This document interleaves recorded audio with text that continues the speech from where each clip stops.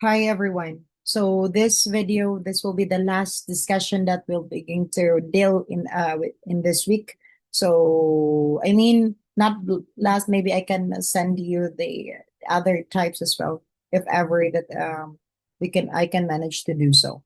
So we'll begin to discuss the splay tree in this video. When we say splay tree is another technique of balancing. However, it is somewhat different.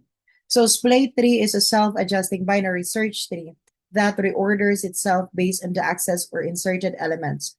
After each access, the access node is moved to the root of the tree. So say for example, class, we were able to insert um here then for example, if you will begin to insert 10 and 20 in your binary search tree. In splay tree, when we say splay, for example, 10, inserted your root node. Once you will begin to insert 20, no. Binary search tree, it should be in the right, since 20 is greater than 10.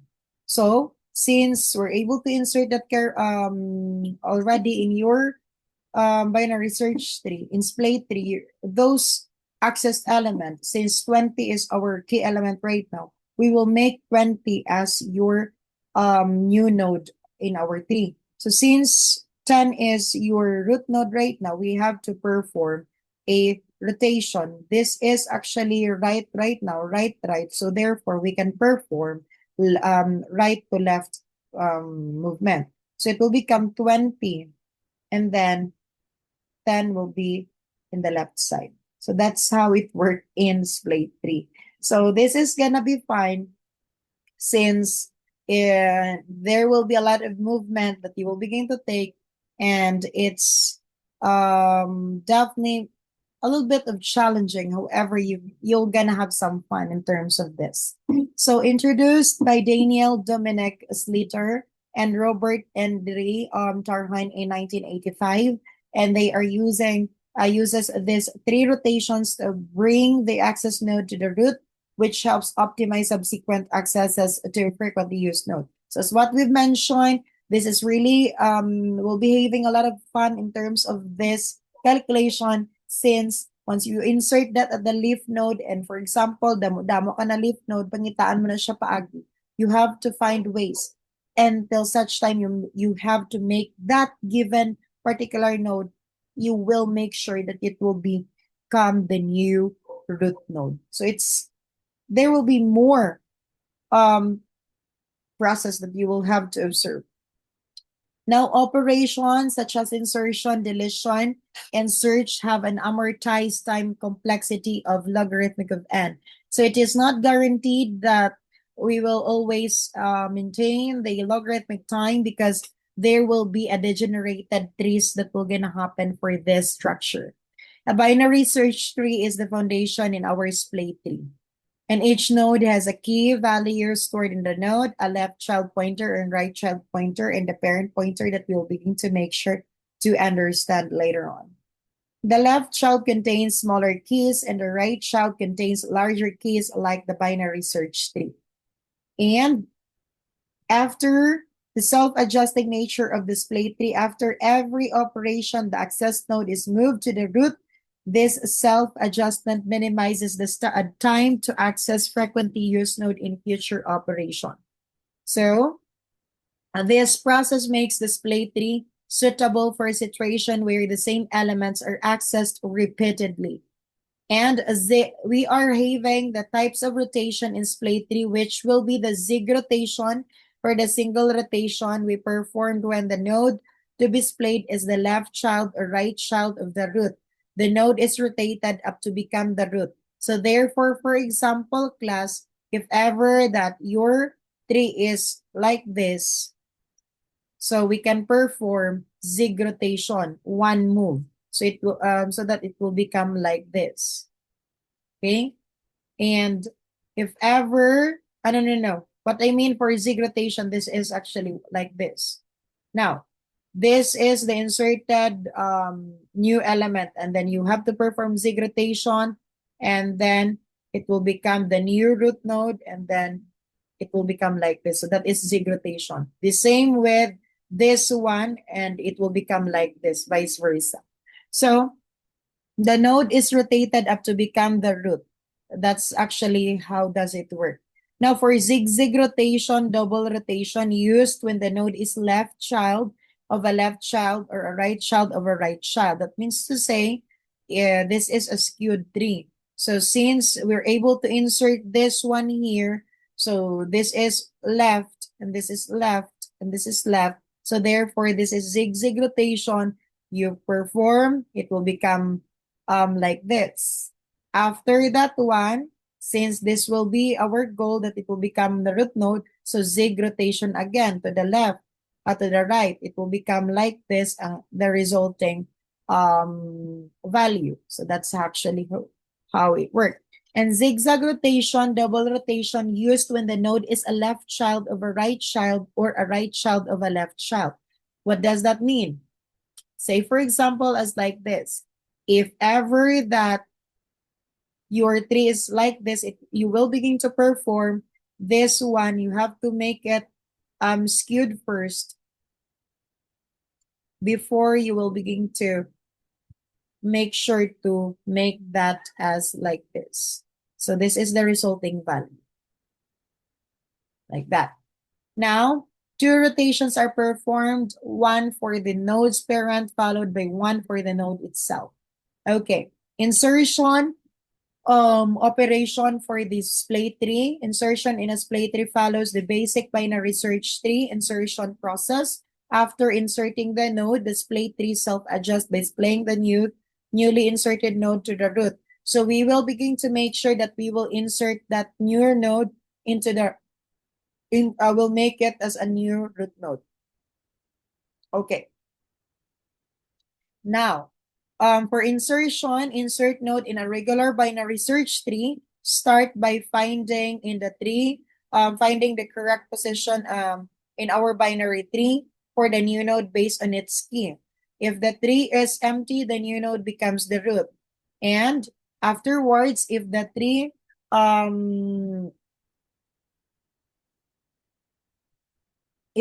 is not empty, compare the key of the new node to the existing node.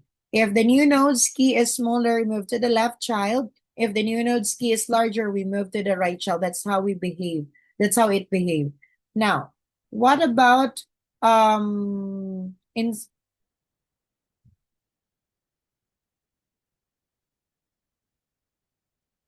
okay, insert node as in regular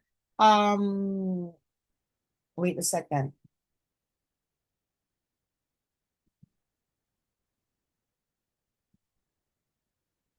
Now, insert node as in a regular binary search tree. Insert the node at the appropriate leaf position. So in inserting the node, we will begin to traverse it recursively up until we're able to find the leaf position up until we'll begin to make sure that we'll begin to do some rotation that is for the insertion. We have displayed the newly inserted node. After inserting the node of splay it to the root using one of the splay rotation. It could be zig rotation, it could be the zigzag rotation, or the zigzag rotation. So zig rotation, after insert, if the node is the left or right child, we perform single rotation, that is zig, and zigzag rotation, I've explained that earlier, and zigzag rotation also. Now, we display the newly inserted node. Display operation ensures that the newly inserted node is moved to the root of the tree. That's how it behaves. Now, for insertion, the tree structures adjustment rotations during the display process will adjust the tree structures and ensure that the tree remains balanced. Actually, it's not guaranteed that your tree is balanced here then, because of course our tree is having the degenerated tree, and it will be, in the worst case, there will be a linear time that will gonna happen. The insertion and splay ensure that future accesses to this node are faster, as it will now be closer to the root node. Of course, that's gonna make sense. And tree structures adjustment. The tree may appear slightly unbalanced right after insertion, but the self-adjusting nature ensures it will perform efficiently over time. So we will begin to see that once we will begin to run through in a separate video for the examples. We'll begin to work on that actually one by one in class so that you will begin to really understand for the process, and make sure to really understand this video because it is part of your quizzes, and we'll begin to post as well the quiz in your MS team as we can't have a face-to-face within this week. Now, the three structures adjustment, the tree may appear slightly unbalanced right after insertion, but the self-adjusting nature ensures that it will perform efficiently over time. So deletion in a splay tree, that is actually the insertion operation earlier, and let's move on to the deletion. For deletion in a splay tree class, follows the basic binary search tree deletion process using the case 1 up until case 3. The tree is adjusted by splaying the last access node, the one that was deleted or the closest node to the root. Okay, so splay the node to be deleted, splay the node to be deleted to the root of the tree. This ensures that the node is easily accessible and we can handle its deletion efficiently. Now, after splaying the node makes the deletion process simpler and allows us to remove the node at the root, which simplifies the handling of the children node. Up and after that one, we handle the deletion of the node, which will be going to use case 1 if the node to be deleted has no children, simply remove the node from the tree and replace the node with its only child, update the parent's pointer, and so on and so forth. If the node to be deleted has 2 children, find the in-order successor or in-order predecessors for that. Now, for handling deletion of the node, replace the node to be deleted with the in-order predecessor or successor. Delete the in-order predecessor or successor, which will now have at most 1 child, making it easier to remove. And afterwards, readjust the tree after deleting the node. The tree may need to be rebalanced. No explicit balancing is needed for splay trees as the trees self-adjust after each operation. So we'll begin to see that in a while once we'll begin to run through the process for the insertion and deletion. Readjust the tree. The tree structures will adjust to ensure the tree remains efficient for future access. Now, after for searching, we perform the standard binary search tree, begins treating the tree normal binary search tree, compare the search key within the root, and move left if smaller, right if larger. Continue until you find the root, the given node. And perform the binary search. If the node with the key exists, you now have it. If it doesn't exist, you have to identify that it is null or not located in your given tree. Determine the node to splay. If the key was found, the node you found becomes the target and for splaying, and you have to splay it, and you have to make it as root node. If the key was not found, the last node access will be the one to be splayed off. And determine the node to splay. The goal after search will bring that node up to the root to improve the future access. And splay the selected node to the root. Use rotation, zig rotation, zigzag rotation, and zigzag rotation to move the selected node up until the becomes the root. Then updated tree structures after splaying the access or near access node is at the root. Displaces frequently access times near the top of the tree, improving their future access time. And updated tree structures, the tree shape has changed, but the in-order ordering binary search tree properly maintained. Nag-maintain lang po ng binary search tree formation. And outcome and complexity note here, an average amortized, it will be logarithmic of time, and a single search operation could take a linear time in the worst case because there will be a skewed trees that will gonna happen. But over a sequence of operations, the amortized bound hold. Now, outcome and complexity note, because the node is moved to the root, future accesses to it and nearby nodes to tend to be faster. And amortized time complexity, splay trees provide amortized logarithmic time complexity for operation for those insertion, deletion, and insertion. And frequently accessed items are faster. Frequently accessed nodes are splayed to the root, making future access to be faster. It will be a advantage in terms of that. However, it's not guaranteed that we will have at least logarithmic time as always. No need for explicit balancing, unlike AVL or red black trees that will begin to make sure to balance everything before we can insert or do the other operation. But don't here then we have to split the trees, don't require explicit balancing but adjust automatically during the operation. And unbalanced trees, in some cases, the tree may become unbalanced, leading to perform degradation. That is the disadvantage of splay tree. A high recognition cost. The splaying operation can add overhead, especially if the tree is reorganized. Of course, allocation will take more space complexity for this one. Limited use for the disadvantages. Not use suitable for application that require guaranteed worst case performance like real-time system. And this is actually the disadvantage approach, since you will always display the function before you can access the element. So the application of display tree will be the caching. Display trees can optimize cache performance by moving frequently access time to the root. And then there will be database indexing used for dynamic database indexing where access patterns are skewed, a small subset of data. And then file system can be used for storing and retrieving file metadata efficiently, and text processing and application like spell checkers, play trees help manage word lookup. And then for online gaming, also efficient for managing high scores, leaderboards, and playing a player's statistics. That is really good. Now the time complexity for the amortized analysis, over a sequence of operation, the average time per operation is logarithmic of n.